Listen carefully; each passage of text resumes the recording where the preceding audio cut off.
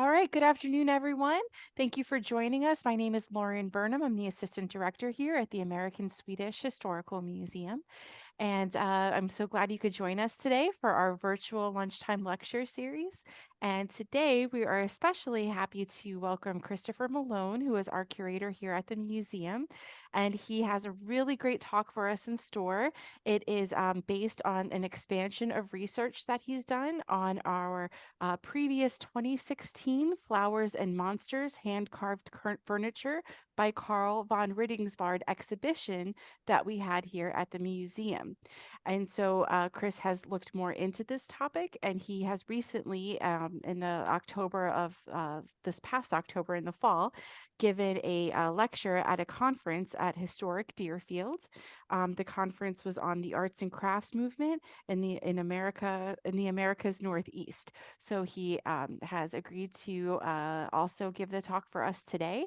So we hope you have an interest in the furniture and the wonderful wood carvings of Karl von Rydingsvärd. And I'm going to turn it over to Christopher, and we look forward to your lecture. Oh, I'm sorry, one other thing. If anyone has any questions, if you'd like, you can put them in the chat feature, and if you don't want to forget them, and then at the end of his talk, we'll go ahead and read those out and get those answered for you. Otherwise, you can just hang on to your questions, and you feel free to ask them live once his talk is finished. Okay, thank you. And with that, Christopher, take it away. All right. And then if everybody can mute themselves just so until afterwards.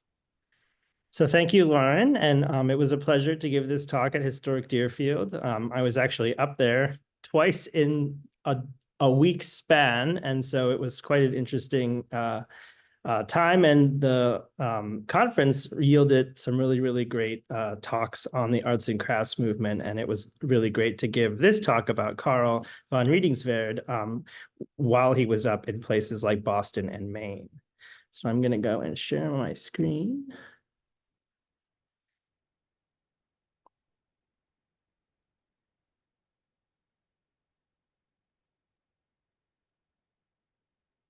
All right. So my talk is entitled Karl von Rydingsvärd, Baron of the Arts and Crafts.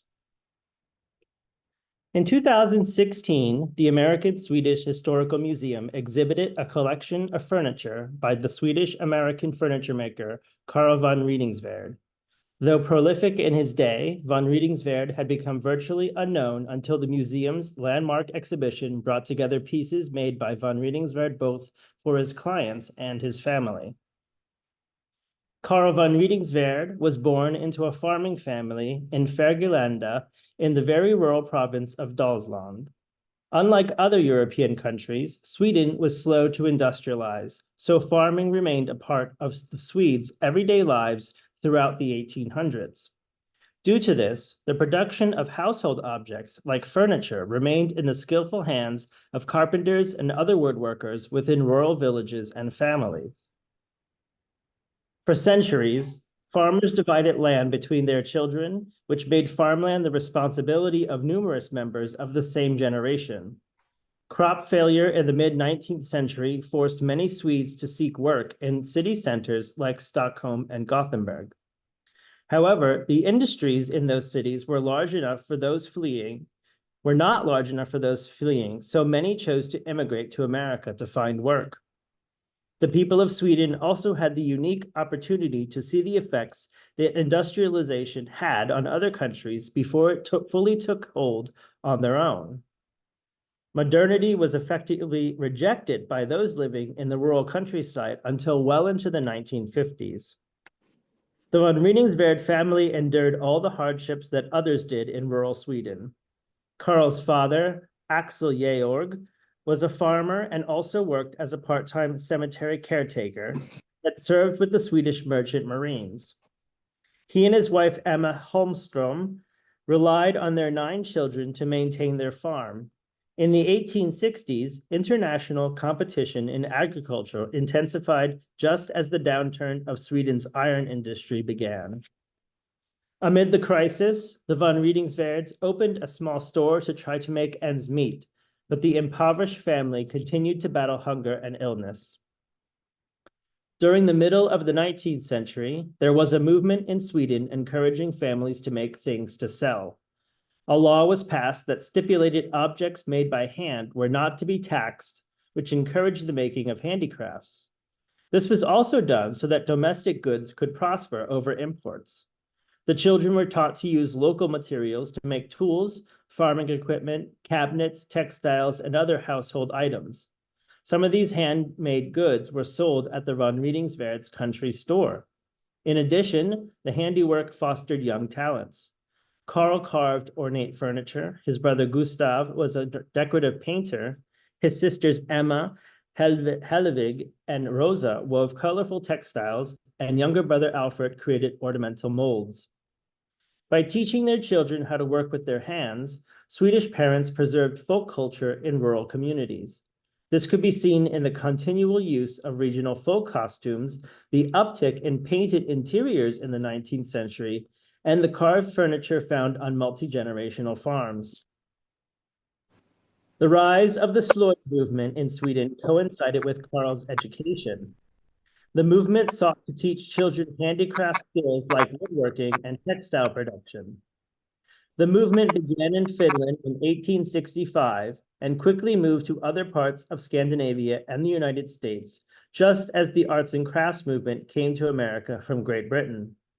Slöjd comes out of the 19th century belief that handicrafts were just as good as industrial-made objects because it advocated that folk art was an expression of artistic talent that could be shared by everybody, handed down, and administered through the culture. Besides its focus on making useful household goods, the slöjd movement also emphasized craft and peasant culture, especially since the whole nation was interested in their own popular history and in the Vikings. Surrounded by the remnants of Sweden's past, Karl von Rydingsvärd's fascination with Viking art and Norse iconography flourished, along with his carving skills. Von Rydingsvärd was not the only one interested in the art produced by the Vikings. According to folk art scholar Sigurd Eriksson, much of Sweden adhered to a phenomena he called cultural fixation that happened when a country or region declined economically and therefore could not produce new or innovative art. Rather, the people produced art from what they had, and they were often inspired from what was around them. This can be seen in the way that objects like mangleboards or scutching knives were carved with figural representations of common life that artists were surrounded by in their country or region. Karl and his siblings attended school until 8th grade, when they were expected to work full-time to support the family. His oldest brother, Johan, left for Stockholm in 1874, and 15-year-old Karl joined him a few years later. Karl used his time to study the city's rich antique scene, becoming knowledgeable about the history, traditions, and techniques of furniture making. He worked alongside local wood carvers and received formal training as a decorative sculptor in Stockholm. When he left Sweden for America in 1883, Karl was immediately hired by Herter Brothers, one of New York City's leading interior design houses and furniture makers. When von Rydingsvärd joined the firm, Gustav Herder had already left, and his brother Christian was running the business since 1870. Christian Herder turned the company's focus from the French Second Empire style to one that produced English and Anglo interpretations of Japanese decorative arts, complete with highly stylized marquetry and ebonized woods. The rise of the aesthetic movement likely helped von Rydingsvärd succeed at Herter Brothers, who specialized in the types of highly carved, often gilded furniture coming out of this movement, similar to what you're seeing on the screen here. Unlike the movement's mantra in England of art for art's sake, designer Christopher Dresser emphasized that the aesthetic movement's furniture could be both artistic and functional, but always beautiful. Though von Rydingsvärd was not at Herter Brothers very long, the work he was doing helped hone his carving skills and knowledge of furniture styles outside the Swedish examples he studied while in Stockholm. Karl soon left New York City for Boston to work for A.H. Davenport and Company, a prestigious American furniture manufacturer, cabinet maker, and interior decoration firm. Davenport was notable for working on high-end commissions for major architects and architectural firms, like H. Richardson and McKim, Mead, and White. At Davenport, von Rydingsvärd was introduced to a diverse set of stylistic movements from Gothic Revival to Romanesque.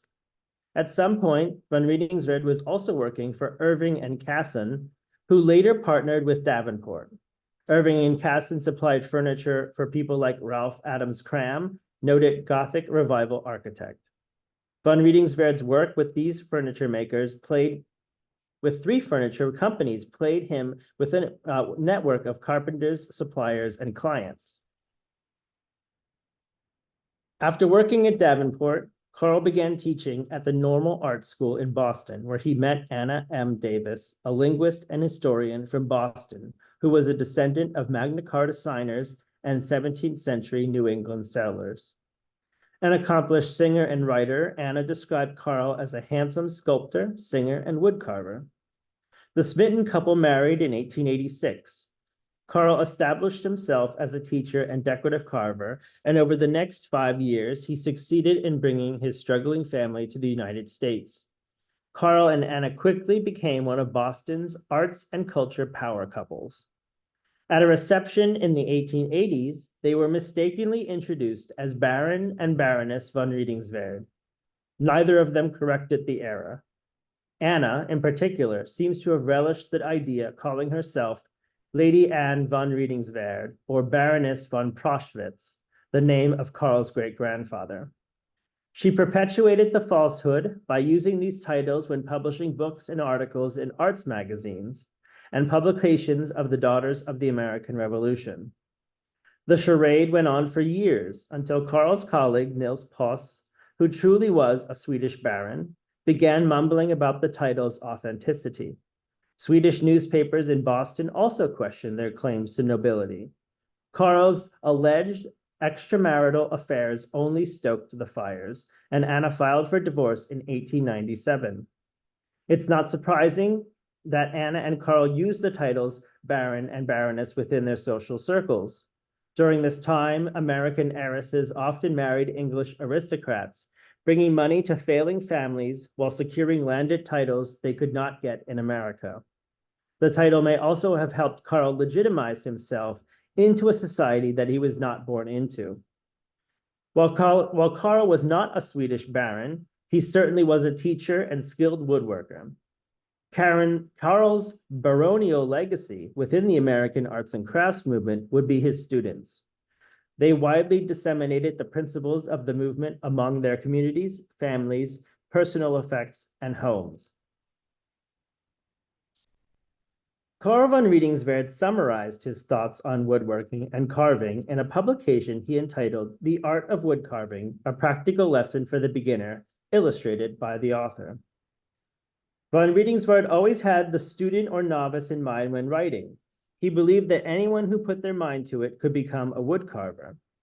He seems to have deliberately taught women because they directly influenced the aesthetics of their own homes. His ideas aligned with the democratic tenets of the arts and crafts movement put forth by William Morris and carried out by people like Albert and Alice Moore Hubbard at Roycroft and Jane Bird McCall and Ralph Radcliffe Whitehead at the Birdcliff Arts Colony. Both of these communities included women artists and designers who participated in a number of different crafts. In his publication, von Rydingsvärd listed what he thought were the basics of wood carving, including the types of wood and materials that he found worked best. The following is a list of instructions for the beginner. First, you must decorate your carving as simple as possible. Second, glue joints should be avoided, especially because he believed houses were overheated at the time. Third, heavy varnish is not suitable for wood carving. Fourth, Karl suggests using mahogany or quartered oak, and if you require glue, use German cabinet maker's glue. And that actually may have been hide glue at the time. Fifth, carving should add to an object's beauty and not impair its usefulness. Next, he encourages using museum pieces as design inspiration. And 7, oak is preferred for rough pieces, like the Scandinavian designs he would later produce. The publication provided examples of furniture types that beginners could try, including chairs, small side tables, and magazine racks with examples drawn by von Rydingsvärd himself. The publication included possibly the only image of von Rydingsvärd in his New York studio, surrounded by ornately carved furniture and his students at work. In an interview for the New York Herald, Karl von Rydingsvärd described the work his students were doing and noted that he taught two different classes, one for teachers who planned to train others in manual craft, and one for women who did the work for their own pleasure and who intended to use the pieces they made within their homes. Some of them sold to their friends on the market exchange. Von Rydingsvärd called the work solid construction and described some of the pieces his students successfully carved. One such piece, a solid mahogany staircase, was carved by Emily Slade for her home in Vermont or New Hampshire, and was copied from a staircase in the Cluny Museum, or the Musée des Cluny. It's possible Emily Slade was inspired by the Henry II staircase in situ within the Cluny Museum. The staircase is adorned with carving on the balusters, newel posts, and stairs stringers. Von Rydingsvärd suggested that Slade's monumental accomplishment required more effort than the original staircase because hers was made from the hardwood mahogany, while the original was a softer wood. These are some examples of some of his students' work. Von Rydingsvärd's students carved mantelpieces, armchairs, cabinets, wall panels, mounted jardinières, and blanket chests. On some of the pieces, the students incorporated their own designs based on the decor or natural surroundings of their current homes. However, von Rydingsvärd also had his students carve pieces in what he called the Icelandic or Norse style. According to him, these styles use motifs ranging from interlacing serpents and animals to wave forms and Viking ships. For von Rydingsvärd, Nordic designs were perfect for the beginner because they relied on relief carving rather than three-dimensional molded forms. Relief carving requires shallower grooves cut into the wood and is thus easier to do for novices.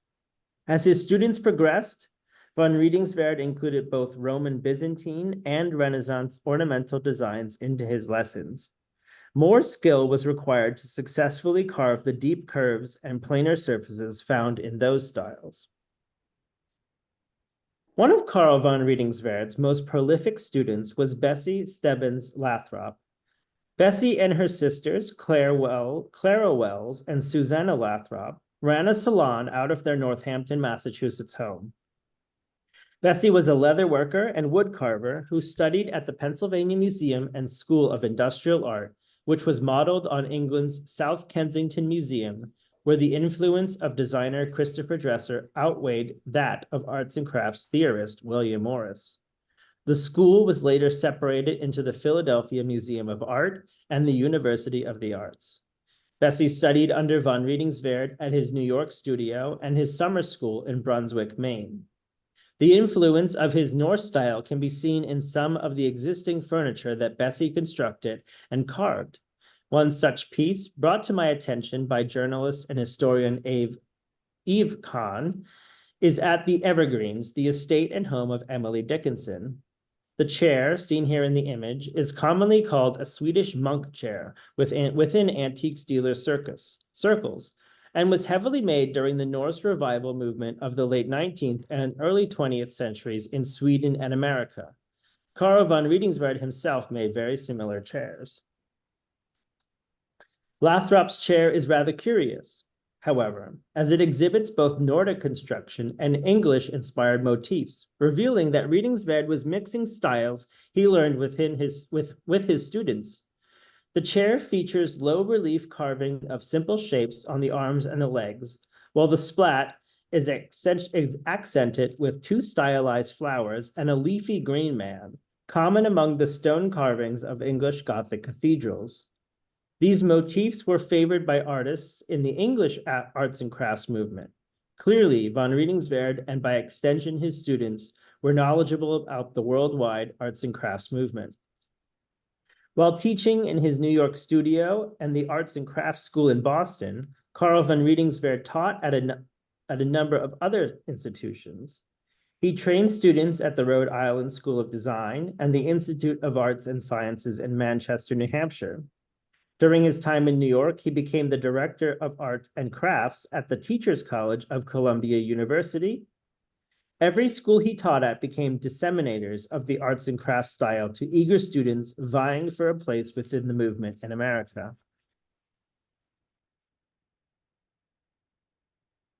Around 1897, news of Karl von Rydingsvärd's extramarital affairs came to light, and his wife Anna filed for divorce. Karl fled to Oklahoma to escape the glare of scandal.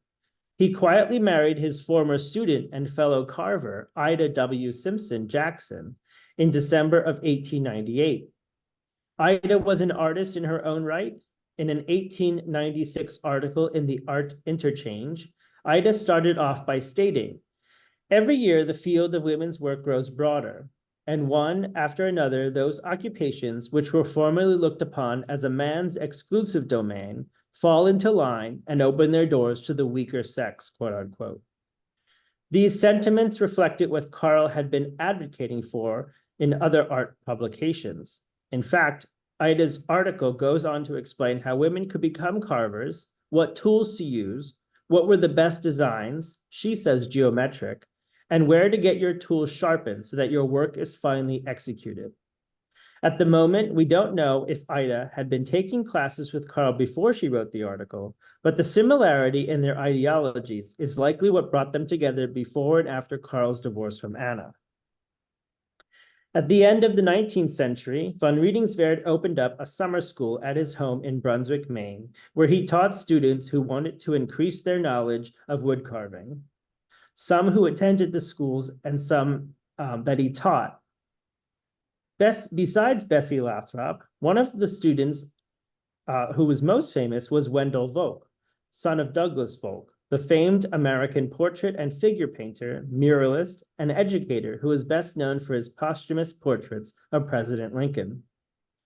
Von Rydingsvärd was a regular visitor to their Maine home and artist colony, Hewn Oaks. Douglas Volk met Karl at the New York Society for Ethical Culture, where he taught. The society was founded by Felix Adler, a client of von Rydingsvärd, who possibly introduced Karl to Volk. After the death of Wendell Volk's widow, Jessie McCoy Volk, in 2005, much of the family's papers were transferred to the archives of the Smithsonian Institute, while pieces from the family's collection were offered at auction. One of the pieces was a carved frame bearing the signature KVR, which showcases similar carvings to frames made by Wendell. In letters between Karl and Douglas Volk, Karl tells Volk that a table will soon be completed for Hewn Oaks, and that he would also ship wood to the Volk house for frames that he plans to carve for the family. The von Rydingsvärd's relationship with the Volk family extended well beyond the pieces Karl carved for them. Letters were exchanged between the two men, updating each other about their personal lives, including Karl and Ida's trips around the country, sicknesses in their families, and holiday greetings. In one instance, Ida was even answering Karl's business correspondence and updating the folks about how busy he was and that he would soon be visiting them at Hewn Oaks. For 18 years, Karl von Rydingsvärd's classes were packed and his workshops overfilled. However, in 1901, Karl decided to stop teaching and focus on his own work.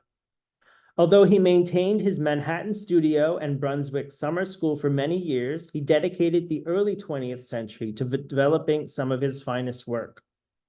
Karl von Rydingsvärd had an impressive network of friends, including fellow artists, professors, and business tycoons. These influential associates respected him greatly, and many became paying clients. His versatility and extensive repertoire also caught the attention of those outside his circle, and a lucrative slate of private commissions kept him busy through the 1920s. In the 1910s, he carved an extraordinary desk and chair for the social reformer Dr. Felix Adler. In 1917, the textile factory mogul William Sloane and Florence Sloane, an esteemed collector, hired him to carve interior and exterior decorations for their arts and crafts home, the Hermitage in Norfolk, Virginia. The Sloanes employed a number of artists to produce furniture and other wood carvings for their home. Von Rydingsvärd carved an oak overhanging cabinet, seen here on the left, that featured English Gothic details with a knight on horseback at the center. This commission saw von Rydingsvärd collaborate with Philadelphia blacksmith Samuel Yellin. Von Rydingsvärd also added exterior details to the house, including verge boards along the roofline in his favored Norse style. In 1927, the manufacturing magnate Theodore Swan engaged him to carve a large suite of furniture for his house in Birmingham, Alabama, called Chaucer Hall or Swan Castle. It was likely one of the largest commissions von Rydingsvärd had in his life, especially after giving up teaching. Some of the furniture was made for medieval-style rooms with large stone fireplaces, leaded glass windows made by the DeScenzo Studios of Philadelphia, and rich carved wood paneling that complemented the furniture. It's one of those rooms you can see here. The pieces included chairs, benches, chests, cabinets, small tables, and turn chairs. Von Rydingsvärd was certainly playing with the styles as he had his whole life in America. His work with Herter Brothers in Davenport and his mastery of Norse motifs allowed him to combine furniture styles from all over the world. Swan was a perfect customer in this respect, as his house contained multiple rooms with different themes. Some of the Swan furniture showcased one of von Rydingsvärd's most popular motifs, a crouching or rampant dragon. In Norse mythology, dragons with open mouths represented guardian spirits. When used within Swedish homes, especially on crown rails along the ceilings of stugas or cottages, dragons signified a room that hosted distinguished guests, especially men from the town. Karl and Ida permanently moved to Portland, Maine in 1922. Karl continued its commissions into the 1930s, especially for the folks at Hewn Oaks. On May 2nd, 1941, a grass fire broke out in the yard of Karl and Ida's home. Karl, then 77 years old, tried to contain it. His clothes caught fire and he was overcome. He died later that day from severe burns. Ida died at their home just 3 weeks later. The couple had no children, and Ida's niece, Beda Voris, inherited the estate. Karl and Ida's personal furniture, some of which they carved themselves, was passed down for decades through a family that inherited the von Rydingsvärd's estate when Beda Voris, then Townsend, bequeathed it to their grandmother. Karl and Ida's furniture became the centerpieces of the American Swedish Historical Museum's 2016 exhibition on Karl's life and work. Karl von Rydingsvärd was prolific in his day. He taught students all over the East Coast of America, who in turn circulated his ideas on the arts and crafts movement by producing their own furniture, writing articles for related magazines, and by becoming teachers themselves. Karl produced a large body of work, though most of it appears to be in private hands.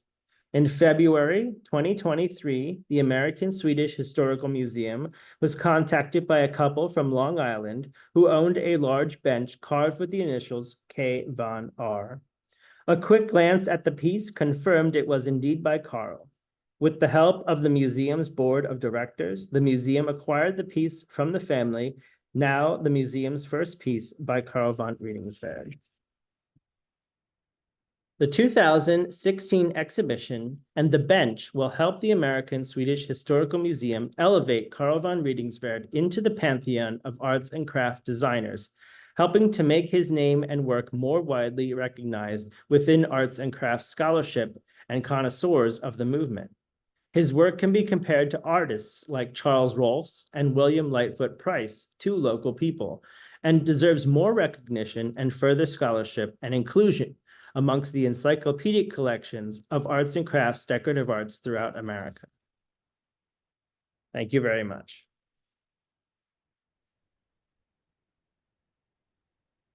All right, thank you so much, Christopher. If you want to stop sharing your screen. Mm-hmm. Great. Well, thank you so much. I think that was a really great insight to one of our new collection pieces, but also furthered the research on this somewhat unknown, but becoming more well-known Swedish artist. So I'm going to open it up to questions. I don't see anything in the chat. Does anyone either have a question or something they'd like to share? Maybe you have a KVR piece in your own home. We'd love to hear about it.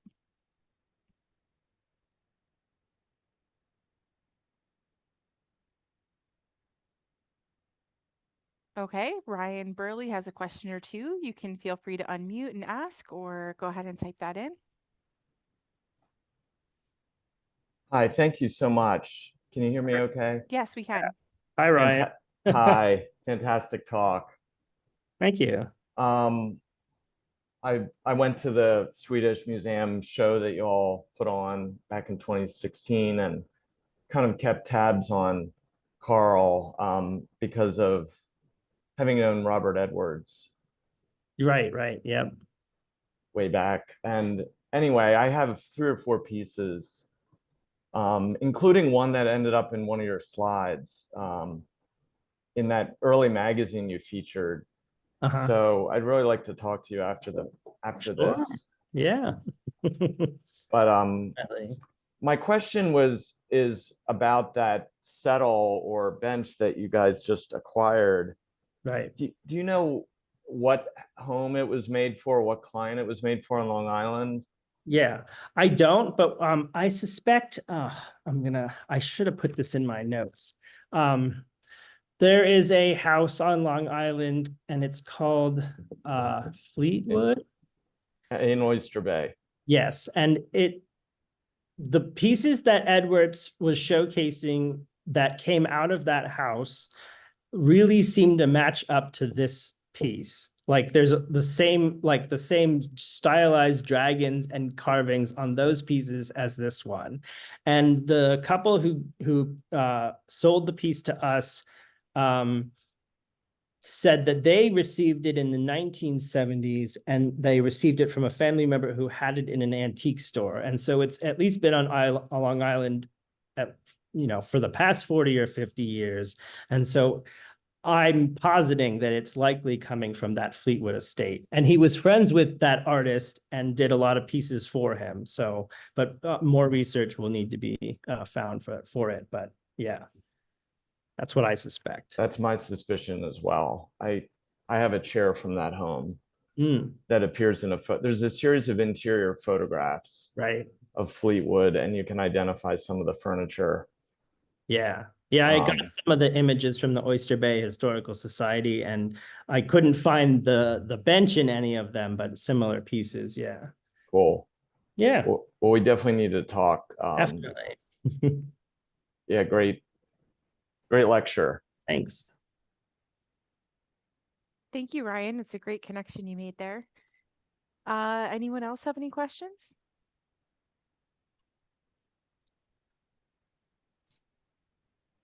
Have any of you, did you come to the 2016 exhibition that we held here?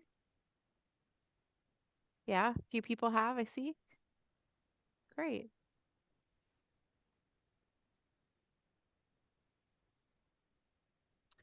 Christopher, if you could just drop your email in chat there, that way, yep, Ryan wants, that way you can connect with Ryan, and anyone else that might have additional questions about KVR can definitely reach out to you. I had a quick question. Yeah.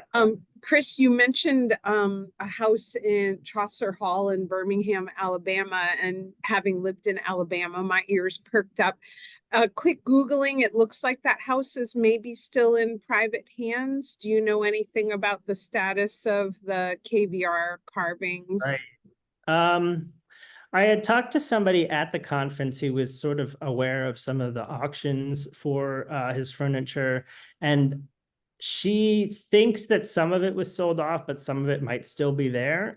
The way I was able to get all the pictures of that auction was that Winterthur has a very large collection of all the interior images and then just images of individual furniture pieces. So it's it's easy to know what was there because there are images of all the pieces of furniture in the Winterthur Special Collections Library. But if it is still private, it would be interesting to know, what's still there based on, but there was so many pieces that the auction records don't seem to sort of say that all of it was sold off,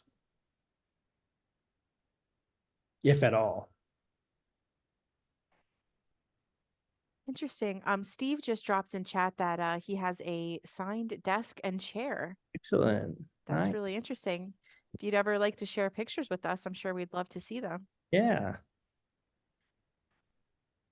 Yeah, that's the problem with Karl von Rydingsvärd, is a lot of his stuff is in private hands. And, like Toomey Auction House has sold a couple of his pieces over the years, but otherwise, because he signed some and he didn't sign others, and a lot of people, when you look at resources that write about him or write about pieces similar, they'll just sort of call it Norse revival, and they don't really know it's by him, and so it's kind of hard to see whether or not. Just oh yeah, there we go. That's nice. Oh, cool. Chris, can you share screen on those pictures? Yes. Can I? Yes, there we go.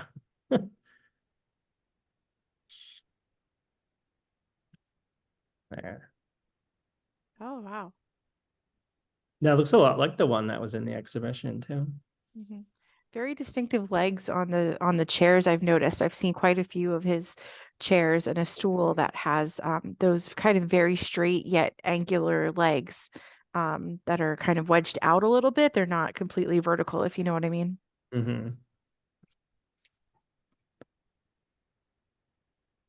Great. Thank you, Steve, for sharing that. He was really copying like peasant chair furniture in Germany and in Sweden, and some of them are related to the sort of Germanic Brettstuhl that you find here in America. Oh, neat. Look at the horror. Oh, there's K von R. Yep. To share my screen again to show that. There he is signing it, K von R. Was that common, Christopher, that he signed a lot of his work? He seemed to have signed some of the pieces that he sold. And a lot of the pieces that were in the show were not signed because he used them within his own house.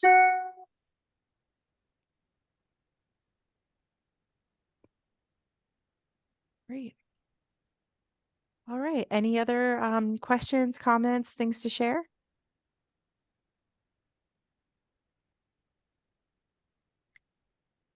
All right. Well, thank you so much, Chris, for putting together this great body of research. We really appreciate you sharing it with us.